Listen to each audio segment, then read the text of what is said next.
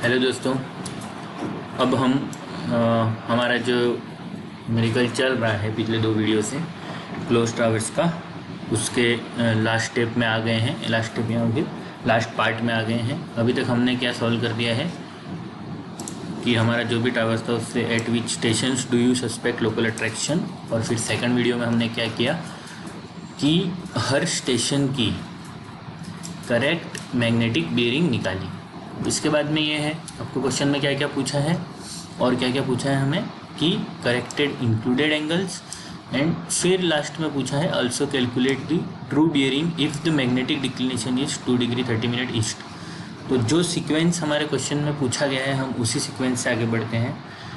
कभी ये भी हो सकता है कि ट्रू बियरिंग निकाल के फिर इंक्लूडेड एंगल निकालो, पर हम क्या करेंगे जनरली यहाँ पे जो सीक्वेंसेस को फॉलो करेंगे और जो हमारी मैग्नेटिक बेयरिंग आ गई है उससे इंक्लूडेड एंगल निकालेंगे। इंक्लूडेड एंगल निकालेंगे कैसे? तो अब हमारे पास में हर एक लाइन की 4 बेयरिंग बैक बेयरिंग है, उससे मैं ट्रावर्स बना सकता हूँ। तो कैसे बनाएंगे ट्रावर्स? थोड़ा सा यहाँ पे आप देखिए, ए पॉइंट से शुरू किया मैंने, ए पॉइंट से मैंने शुरू किया और जो ब्लू इंक है वो मैंने ब्लू से 4 बेयरिंग मार्क कर रखी है। जैसे कि ये लाइन ए बी का कितना 80 डिग्री, तो आपने ए स्टेशन बनाया, वहाँ से 80 डिग्री पे बी स्टेशन आ गया। अब बी स्टेशन से क्या था 4 बेयरिंग 90 डिग्री। तो हमने उसके पहले हम क्या चेक करेंगे, ए बी का बैक बेयरिंग भी सही आ रहा है कि नहीं आ रहा है। तो ए बी का बैक बेयरिंग क्या था 260 डिग्री। तो आपने बी स्टेशन से चेक किया कि लाइन ए बी मेरी थर्ड क्वार्टर में है, मींस 180 से 270 के बीच में 260 डिग्री। ओके फाइन, 260 डिग्री मैंने रेड कलर से मार्क कर लिया। फिर बी सी का क्या है 90 डिग्री, तो 90 डिग्री पे मेरा सी स्टेशन मिल गया। वहाँ पे मैंने चेक किया कि 270 डिग्री मेरा बैक बेयरिंग, तो रेड कलर में मैंने 270 डिग्री यस है। उसी तरह से फिर आगे 121 डिग्री पे सी डी का 4 बेयरिंग, उसका बैक बेयरिंग हमने चेक किया तो 301 डिग्री फोर्थ क्वार्टर में आना चाहिए, आ रहा है।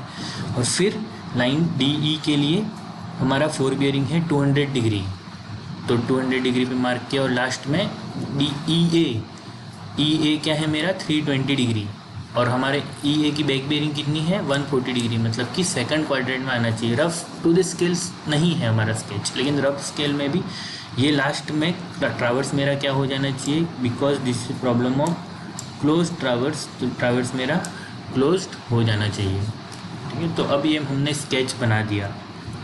बहुत इम्पोर्टेंट है स्केच को बनाना, करेक्ट बनाना, बिकॉज अगर आपका स्केच गलत हुआ तो इंक्लूडेड एंगल मेरा क्या आ जाएंगे, गलत आ जाएंगे। ठीक है, ये मैंने थोड़ा हिंदी में लिख दिया है, रेड इंक में black bearing and blue ink में 4 बेयरिंग है।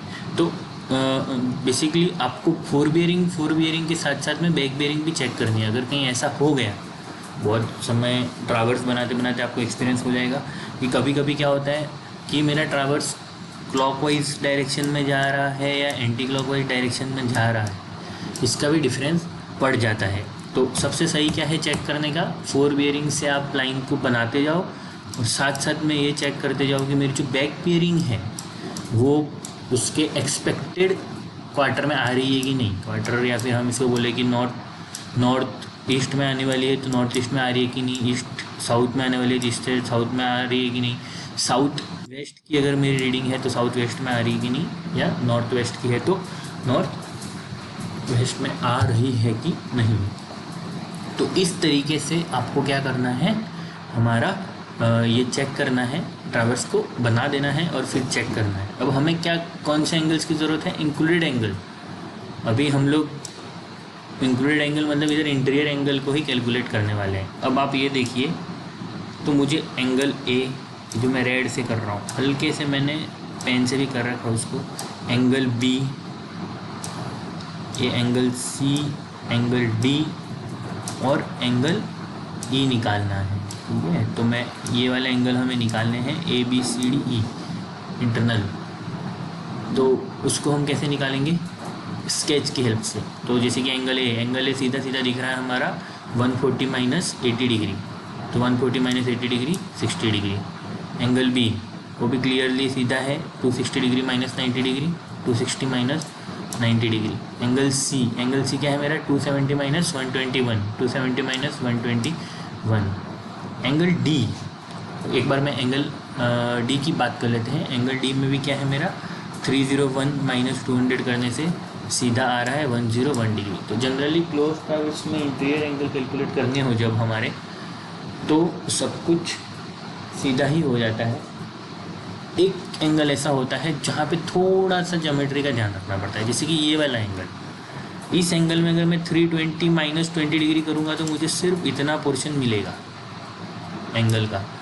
तो हम क्या करेंगे, 320 माइनस 20 डिग्री कर देंगे, तो जो भी आएगा वो मेरा ये पोर्शन मिला, उसमें मैं जब 20 डिग्री ऐड कर दूंगा तो मुझे इंटीरियर एंगल ई मिल जाएगा। तो क्या किया मैंने, 360 माइनस 320, बिकॉज होल हमारा एक सर्कल बना दो तो कितना एंगल बनाया उसने 360 माइनस, उसमें ये 20 माइनस कर दिया मैंने, सॉरी 320 माइनस कर दिया, तो मेरा बच गया अंदर का इतना जो भी वैल्यू है, प्लस रेड में लिखा हुआ 20 डिग्री, तो मुझे एंगल ई मिलेगा। तो ये 40 प्लस 20 60 डिग्री। अब आपकी सारी कैलकुलेशन सही है कि नहीं उसका एक चेक हमें यहाँ पर भी मिल जाएगा। Summation of interior angle of any polygon क्या होता है, 2n minus 4 multiple with 90 degree, और उसमें n क्या होता है मेरा नंबर ऑफ साइड्स। तो अभी हमारे ट्रावर्स में कितनी साइड है, 1 2 3 4 एंड 5, तो कितना आना चाहिए समेशन, 2 इंटू 5 माइनस 4 6 इंटू 90, मतलब 540 आना चाहिए मेरा। और जब मैं इन सभी का समेशन करता हूँ यहाँ से लेके यहाँ तक के एंगल्स का, तो मेरा कितना है 540, मीन्स ओके, हमारा चेक ओके है। चलो हमारे कैलकुलेशन मिस्टेक्स तो नहीं किए कम से कम, ये इसका हमारे चेक का बेनिफिट है। अब हमारा ये पोर्शन भी ख़त्म हो गया। लास्ट पोर्शन क्या है, वो एक अलग कंसेप्ट है कि मैग्नेटिक डिक्लिनेशन दे रखा है 2 डिग्री 30 मिनट ईस्ट, है ना, 2 डिग्री 30 मिनट ईस्ट हमारा मैग्नेटिक डिक्लिनेशन दे रखा है, और फिर पूछा है कि ट्रू बियरिंग निकालो। अब ये मैग्नेटिक डिक्लिनेशन का कंसेप्ट क्या है, तो यहीं पे मैं आपको बता देता हूँ कि जब मैग्नेटिक डिक्लिनेशन की बात आ जाती है मैग्नेटिक, तो हमारे यहाँ पे 2 तरह की मेरिडियन होती हैं सर्वे में या फिर कहीं पर भी। एक होता है हमारा ज्योग्राफिकल नॉर्थ और ज्योग्राफिकल साउथ को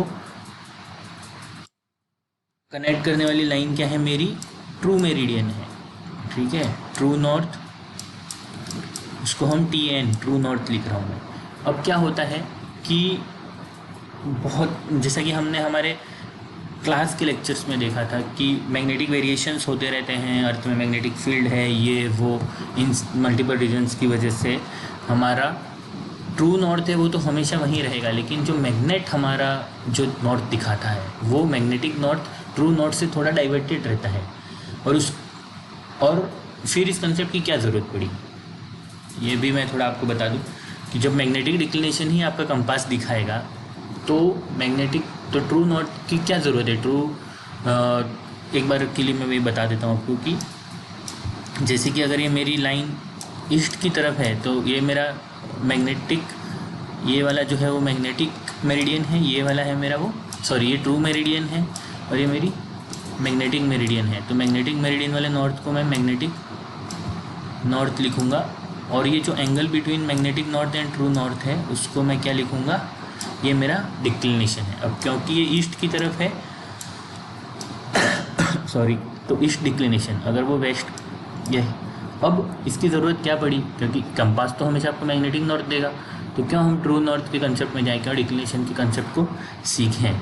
तो पॉइंट ये है कि मैग्नेटिक नॉर्थ की पोजीशन ट्रू नॉर्थ से वेरी होती रहती है। अगर आप उसको इस तरह से देखना चाहें तो मैग्नेटिक नॉर्थ मेरा फिक्स नहीं है, time to time, day to day, month to month and year to year, already हम क्लास में इसको डिस्कस कर चुके हैं डिक्लिनेशन के कंसेप्ट के टाइम पे।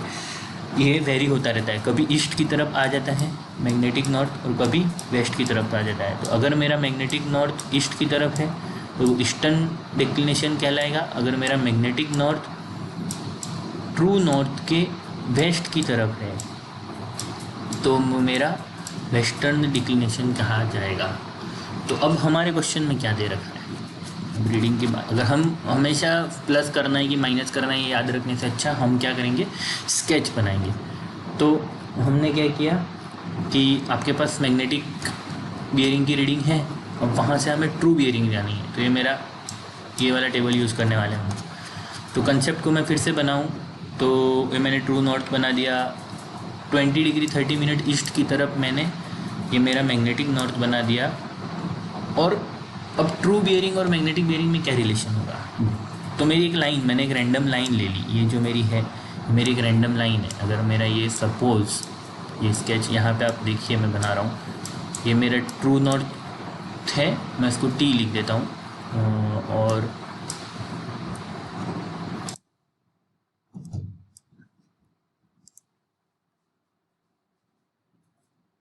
तो अगर किसी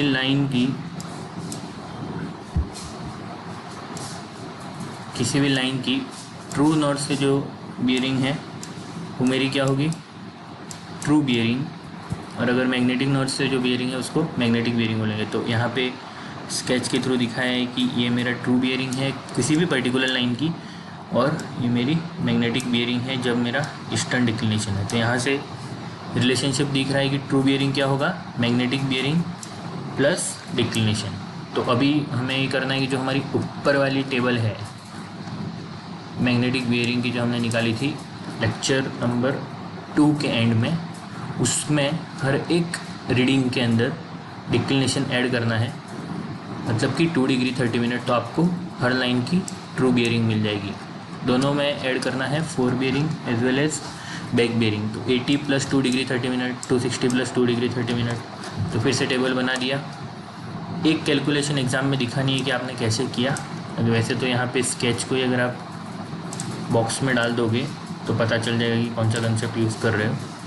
और फिर आपने हर एक रीडिंग में 2 डिग्री 30 मिनट ऐड कर दिया।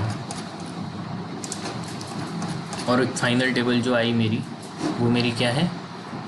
ये जो टेबल है वो मेरी ट्रू बियरिंग। तो इस तरीके से हमारा क्वेश्चन जो 15 नंबर का था ख़त्म होता है। क्या क्या किया हमने? लोकल अट्रैक्शन कहाँ कहाँ सस्पेक्टेड है वो निकाला। सेकंड लेक्चर में हमने मैग्नेटिक बियरिंग्स निकाली हर लाइन की।